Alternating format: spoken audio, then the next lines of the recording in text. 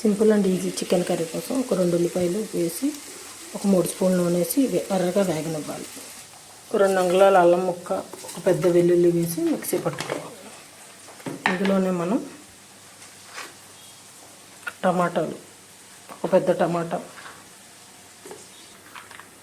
ఒక 10 జీడిపప్పు, ఒక స్పూన్ గసగసాలు, 2 అంగుళాల కొబ్బరి ముక్క.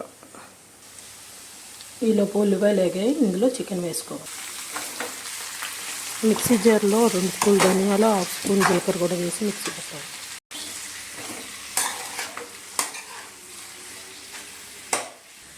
మిక్సీ పట్టి చికెన్లో యాడ్ చేసుకోవాలి.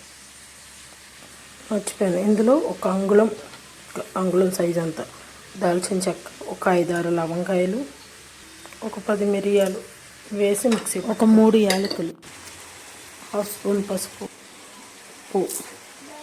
మిక్సీ పట్టిన పేస్టు,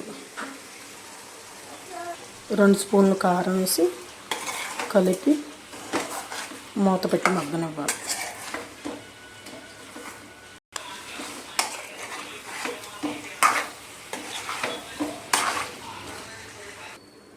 ఇలా మూత పెట్టి మగ్గనివ్వాలి. ఇందులో కొంచెం నీళ్ళు పోసుకొని ఇలా ఒక ఉడికినాక వాటర్ వేసి కలిపి మూత పెట్టడం అంతే.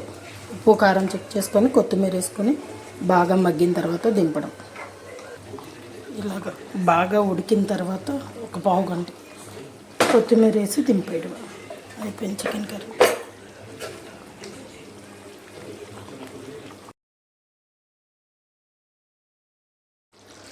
ఈ కర్రీలో మనం ప్రత్యేకించి ఏ పొడి మసాలా కానీ ఎటువంటిది వేయక్కర్లా.